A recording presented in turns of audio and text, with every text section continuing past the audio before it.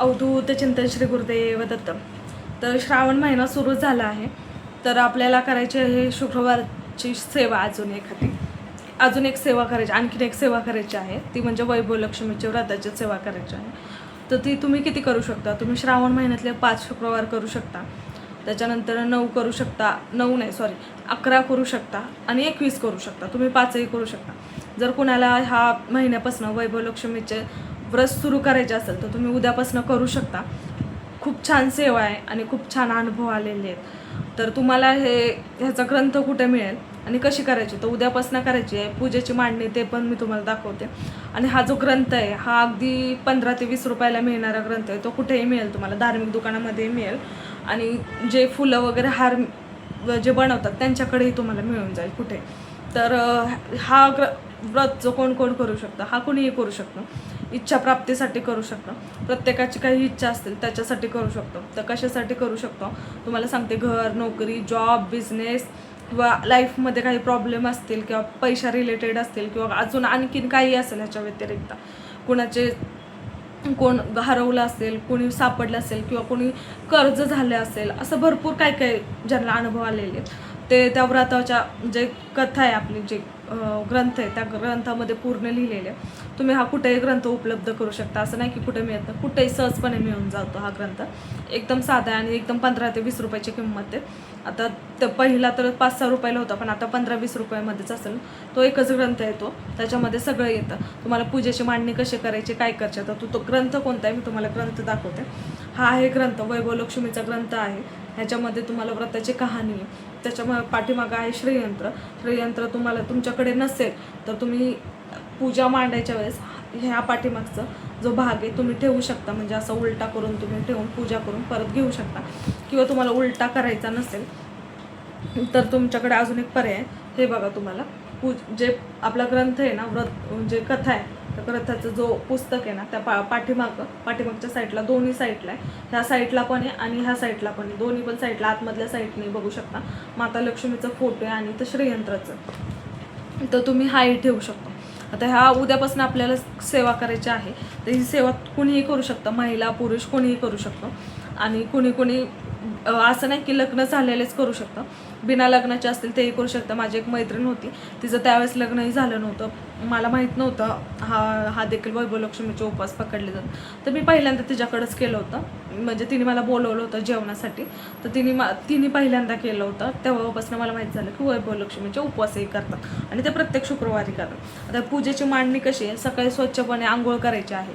आंघोळ केल्यानंतर ना आपल्याला पाट घ्यायचा आहे, चौरंग घ्यायचा आहे. त्याच्यावरती लाल किंवा पिवळं किंवा हिरवं कोणतेही वस्त्र, फक्त काळं सोडून तुम्ही अंथरू शकता. त्याच्यावरती तुम्ही तुमच्या महालक्ष्मीचे फोटो ठेवू शकता किंवा मूर्ती ठेवू शकता. त्याच्यानंतर तुम्ही कलशची स्थापना करू शकता किंवा मग तुम्ही कलशची स्थापना केल्यानंतर तुम्ही हार, फूल, वेणी वगैरे वाहू शकता देवीला. त्याच्यानंतर तुम्ही ग्रंथ घेऊन त्याच्यानंतर तुम्ही गणपतीची पूजा करून हे सगळं करू शकता, देवीची प्रार्थना वगैरे करून.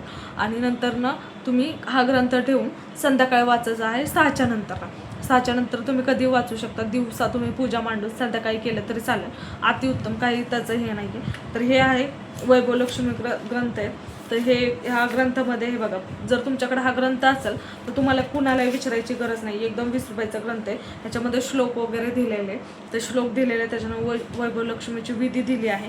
वैभव लक्ष्मीचे नियम काय, व्रताचे नियम काय काय आहेत, परत पूजेसाठी साहित्य काय काय लागणार आहे, एकदम बेसिक साहित्य, जसं की हळदी कुंकू, बुक्का, अगरबत्ती वगैरे, नॉर्मल तुळशीची पानं, हे सगळं तुम्ही घेऊ शकता. तर तुम्हाला मी दाखवते की वैभव लक्ष्मीचे जे व्रत करणार आहात त्याची आपण पूजा कशी मांडायची ते तुम्हाला दाखवते, ते बघून घ्या.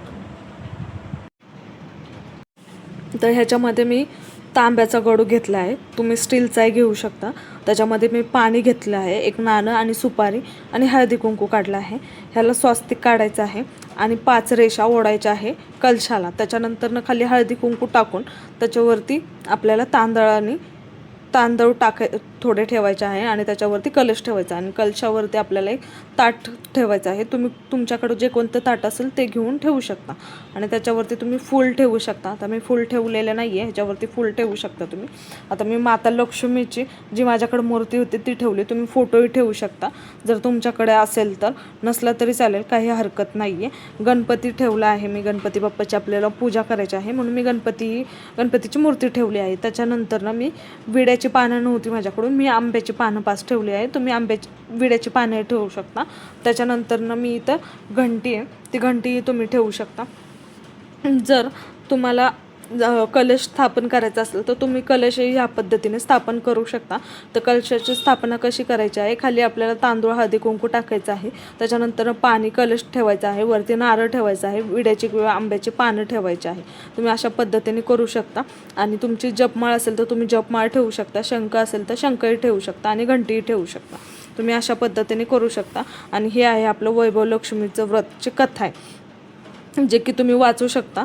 त्याच्यामध्ये तुम्हाला ही जी पूजा आहे तुम्ही सकाळी मांडू शकता किंवा तुम्ही संध्याकाळी मांडू शकता, पण मी सकाळीच मांडेल कारण सकाळी मांडल्यानंतर दिवसभर आहे. आता ही लक्ष्मी माता लक्ष्मी धनलक्ष्मी आहे. त्याच्यानंतर तुम्ही फोटोची पूजा करायची आहे. आता तुम्हाला श्रेयंत्र नसेल तर तुम्ही हे बघा, पाठीमागं तुमच्या जे आपलं पुस्तक आहे त्याच्या ग्रंथ आहे, त्या ग्रंथाच्या पाठीमागं आपल्याला श्रेयंत्र आहे. तुम्ही श्रेयंत्र इथं ठेवून अशी पूजाही करू शकता. श्रेयंत्राचं इथं ठेवून तुम्ही पूजा मांडणी करू शकता आणि नंतर तुम्ही हा ग्रंथ घेऊन पठणही करू शकता. हे पुस्तक तुम्हाला कुठेही मिळेल, कुठल्याही धार्मिक दुकानामध्ये तुम्हाला मिळून जाईल. असं नाही की इथंच किंवा कुठल्या ठिकाणी असं सहजासहजी मिळतं. तर या पुस्तकाची किंमत जर तुम्हाला बघायची असेल ना तर सहजासहजी मला वाटते 10 ते 15 रुपये असेल जास्तीत जास्त. हे बघा, पुस्तकाच्या पाठीमागच्या साईडला आणि आतून दोन्ही साईडला श्रेयंत्र आहे, महालक्ष्मीचं श्रेयंत्र आहे.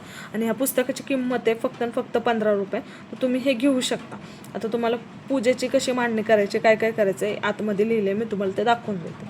जर तुमच्याकडे हे व्रतचं जे पुस्तक आहे ते मिळालं तुम्हाला ह्याच्यामध्ये बघू शकता, ह्याच्यात पूर्ण माहिती दिली आहे. आणि इथं लक्ष्मी मातेचा फोटो पण आहे, ह्याच्यामध्ये तुम्ही ह्याची पूजा करू शकता. ह्या पद्धतीने तुम्ही पूजा करून पुढे सरकू शकता. जसं की आता हे पूजा करून तुम्ही त्याच्यानंतरनं जे लक्ष्मी मातेचे जे रूप आहेत ते तुम्ही पुढे बघू शकता. मी तुम्हाला दाखवते. हे बघा, माता श्री वीरलक्ष्मी. हे माता वीरलक्ष्मी, जसे सुमनचे कल्याण केले आहे तसेच आम्हा सर्वांचे कल्याण करा, अशी पूजा करून म्हणून पुढे जायचं आहे. आता हे बघा, पुढे काय लिहिले, माता श्री ऐश्वर्यलक्ष्मी. हे माता ऐश्वर्यलक्ष्मी, जसे सुमनचे कल्याण केले आहे तसेच आम्हा सर्वांचे कल्याण कर, असे म्हणायचे आहे. हळदी कुंकू व्हायचं आहे, पाय पाडायचं आहे आणि पुढे जायचं आहे. आता हे बघा, माता श्री धनलक्ष्मी. हे माता धनलक्ष्मी, जसे सुमनचे कल्याण केले आहे तसे आम्हा सर्वांचे कल्याण कर, असे म्हणायचे आहे. हळदी कुंकू अर्पण करून पुढे जायचं आहे. आता इथे बघा काय लिहिले, माता श्री गजलक्ष्मी. हे माता गजलक्ष्मी, जसे सुमनचे कल्याण केले आहे तसे आम्हा सर्वांचे कल्याण कर, असे म्हणायचे आहे आणि पुढे जायचं. हे बघा, आता माता श्री अधिलक्ष्मी. हे माता अधिलक्ष्मी, जसे सुमनचे कल्याण केले आहे तसे आम्हा सर्वांचे कल्याण कर, हळदी कुंकू अर्पण करून पुढे जायचं आहे. आता हे बघा पुढे, माता श्री संतान लक्ष्मी. संतान प्राप्तीसाठी जर कोणी सेवा करत असेल तर त्यांच्यासाठी हे हळदी कुंकू अर्पण करायचं आहे आणि हळदी कुंकू अर्पण करायचं आहे. माता श्री संतान लक्ष्मी. हे माता संतान लक्ष्मी, जसे सुमनचे कल्याण केले आहे तसे आम्हा सर्वांचे कल्याण कर, असे म्हणायचे. हळदी कुंकू वाहून पाया पडून पुढे जायचं आहे. जर कोणी तुमच्या एक्झामसाठी किंवा कोणती तयारी करत असेल त्याच्यासाठी करत असेल तर हे बघा, हळदी कुंकू व्हायचं आहे आणि म्हणायचं आहे, माता श्री विजयलक्ष्मी. हे माता विजयलक्ष्मी, जसे सुमनचे कल्याण केले आहे तसे आम्हा सर्वांचे कल्याण कर, असं बोलायचं आहे. आणि हे बघा, ह्याच्यामध्ये सगळे नियम लिहिले. माता श्री वैभव लक्ष्मी व्रताचे विधी नियम, उपवासाचे हे व्रत सुरू करण्यापूर्वीची विधी आहे. माता श्री वैभव लक्ष्मी व्रत करण्याचे नियम आहे. श्लोक दिला आहे, तो तुम्हाला श्लोकही म्हणायचा आहे. त्याच्यानंतरनं हे सगळे नियम आहेत जे की त्याच्यामध्ये लिहिले आहेत. हे नियम आहेत. हे बघा, तुमच्याकडे जर ग्रंथ असेल किंवा हे पुस्तक असेल तर तुम्हाला मिळेल. तसं त्याच्यानंतर व्रताची पूजा साहित्य काय काय लागणार आहे हे सगळं ह्याच्यामध्ये लिहिले. पूजेची मांडणी कशी करायची आहे त्याच्यामध्ये लिहिले. जसं की चौरंग पाठ मी तुम्हाला दाखवलं आहे त्या पद्धतीने तुम्ही करू शकता. हे बघा, इथं शास्त्रोक्त पूजे विधी लिहिले आहे. हे जे मंत्र लिहिले आहेत जसं की केशव नम, नारायण नम, माधव नम किंवा ओम वैष्णवी नम, हे तुम्हाला एक वेळा म्हणायचं आहे किंवा 108 वेळा आहे म्हणू शकता. तुम्ही पाणी करून संकल्प घेऊन तुम्ही तुमची पूजा पुढे करू शकता. हे बघा, ही आहे माता श्री वैभव लक्ष्मी व्रताची संपूर्ण कथा आहे. तर ती कथा आहे ही तुम्हाला नंतरनं पठण करायचं आहे. हे बघा, ह्याच्यामध्ये आलेला अनुभव आहे. बसलेला धंदा पुन्हा चालू लागला, त्याच्यानंतर सुख समृद्धीचा लाभ झाला. त्याच्यानंतर आहे की मुलांचे लग्न जमले, ज्यांचं लग्न जमत नव्हतं त्यांचं लग्न जमलं. हे सगळे जे अनुभव आलेले आहेत ना ते ह्याच्यामध्ये दिलेले आहेत. त्याच्यानंतर बघा, कर्जाच्या विकळ्यातून सुटका झाली, म्हणजे ज्यांच्यावरती कर्ज होतं त्यांचं सुटका झाली हे व्रत केल्यानंतर. मदत मिळाली, ज्यांना कुणाला मदत हवी असेल त्यांना मदत मिळाली. हे सगळं त्यांचं लिहिलं आहे. मुलगा घरी आला, जर त्यांचा मुलगा घरी येत नसेल किंवा काही त्यांच्या अडचणी असेल तर हे त्यांचं आलेला अनुभव आहे. काहींना कोणत्या संकटात असतील तर हे बघा, त्यांनी त्यांचे लिहिलेले हे संकट आहे की त्यांचं संकट दूर झालेले हे त्यांनी त्यांचा अनुभव इथं सांगितला आहे. जे काही त्यांची वस्तू असेल किंवा कोणी त्यांचे रिलेटिव्ह असेल ते हरवले होते ते पुन्हा एकदा सापडले. ह्या व्रतामुळे त्यांना तो अनुभव आलेला आहे. नंतर ना आहे की आपल्याला माता लक्ष्मीची आरती करायची आहे. हे बघा, महालक्ष्मीचे हे सगळं झाल्यानंतर तुम्ही हे नाही वाचलं तरी चालेल, फक्त कथा वाचू शकता. हे तुम्हाला मी अनुभव सांगते की ज्यांना अनुभव आले, ज्यांनी हे वाचल्यानंतर हे व्रत केल्यानंतर त्यांना अनुभव आले त्याची ही माहिती. तर हे महालक्ष्मीची आपल्याला आरती म्हणायची.